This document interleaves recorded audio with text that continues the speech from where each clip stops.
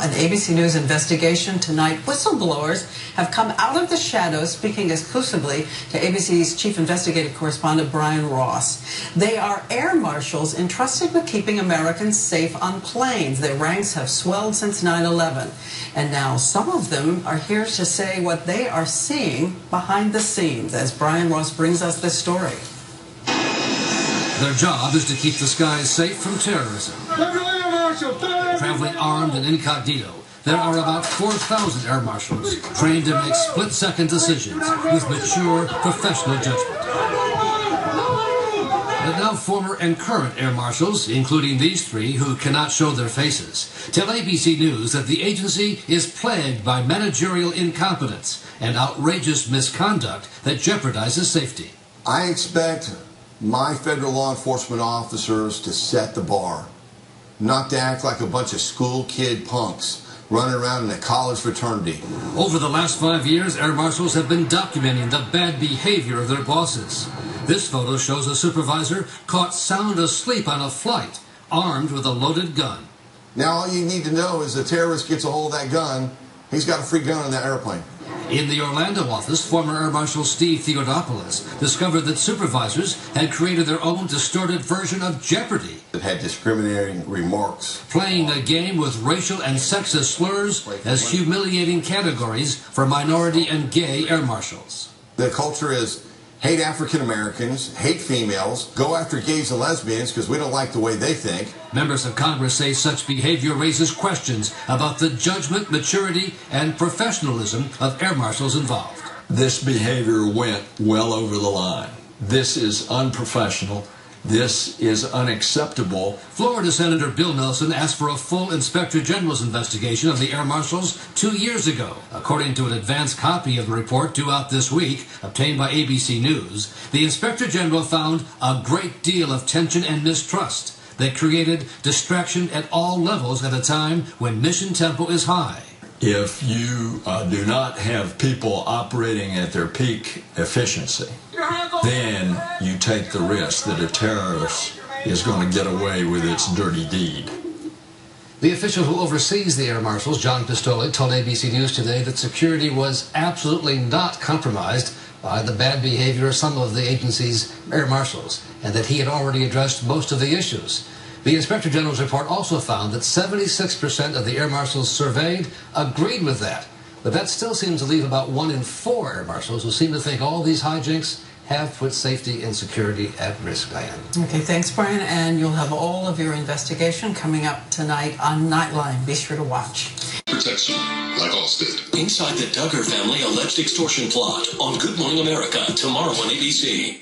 Bring the whole family and come catch the beats, catch the music, catch the spirit of Universal Studios Mardi Gras. Catch the B-52s live in concert.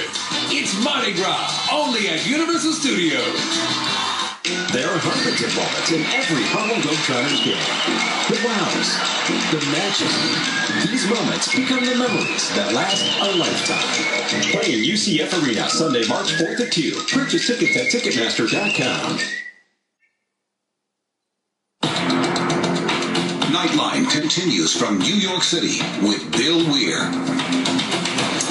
Among the countless ways 9/11 changed this country was the sudden proliferation of air marshals. And maybe you've tried to spot the undercover lawman among your fellow passengers. Well, tonight, the disturbing revelation that the guy with the gun just might be the same guy snoring. ABC's Brian Ross investigates. Brian? Bill, there are an estimated 4,000 federal air marshals, and much of how they do their jobs is kept secret to protect their undercover role on hundreds of flights every day. But that secrecy has also helped to hide what some current and former air marshals tell ABC News is outrageous conduct, behavior that sounds more like something from Animal House than one of the country's most important law enforcement agencies. Their job is to make sure this never happens again. Traveling armed and undercover, they fit in with all the other passengers until something happens. Then trained to swing into action and make split-second decisions with mature professional judgment. But a decade after the 9/11 attacks, there are disturbing concerns about the billion-dollar Air Marshal program. Florida Senator Bill Nelson has demanded a federal investigation of this critically important agency. The lives of the traveling public are at stake. Current and former Air Marshals tell ABC News that behind the scenes, at this Air Marshal office in Orlando and at others across the country, there is a striking lack of professionalism. I expect my federal law enforcement officers to set the bar, not to act like a bunch of school kid punks. One prime example, a distorted Air Marshal version of the popular game show Jeopardy! This game is played exactly like the game on TV that you see. Former Air Marshal Steve Theodoropoulos took pictures of this version at the Air Marshal training office in Orlando 2 years ago. The categories are all slurs, apparently meant to humiliate minority and gay Air Marshals. Category pickle smokers was directly aimed at gay males. Our gang listed African Americans, sometimes called buckwheats. We had categories like Ellen DeGeneres, if you were a gay female. Including one who later killed herself in a suicide at least partially blamed on the Jeopardy game. Anybody that's not like them, they're against. I mean, how do you operate under those conditions? Also present during our interview were 3 currently serving Air Marshals who are not allowed to appear publicly. I am speaking for them. He also said he spoke for this Air Marshal, Sonia Hightower, who says she was the victim of sexual misconduct and assault by a senior manager, but told that she cannot speak publicly while her discrimination complaint is pending. He was attempting to show off his personal private parts without unzipping his pants. Over the last 5 years, Air Marshals have been documenting the alleged bad behavior of their bosses. Air Marshals say this photo shows another senior manager, since retired, sound asleep on a flight to Atlanta, on duty and fully armed. Now all you need to know is a terrorist gets a hold of that gun, he's got a free gun on that airplane. Air Marshals say this photo shows a supervisor whose idea of a joke was to jump into a nativity scene in the main square in Brussels, Belgium. It's been Air Marshals gone wild.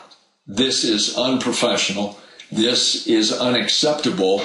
Now the report that Senator Nelson demanded of the Homeland Security Inspector General is to be made public Thursday, but obtained early by ABC News. It concludes that for all the allegations and problems, perceived or real at the Air Marshals, they do not appear to have compromised the service's mission. Conclusion welcomed today by the head of the TSA, John Pistole. Do you feel the security of the public was put at risk? Absolutely not. But Senator Nelson says he's not so sure about that. Sooner or later, if you do not have people operating at their peak efficiency, then you take the risk that a terrorist is going to get away with its dirty deed. 76% of the Air Marshals surveyed said they felt the mission to protect the public has not been compromised. But that leaves about 1 out of 4, some 1,000 Air Marshals, who still seem to think there is a problem that makes in-flight safety and security less good than it should be. Bill? Brian Ross, so thanks to you. And coming up next, a guerrilla ad campaign to promote a new irresistible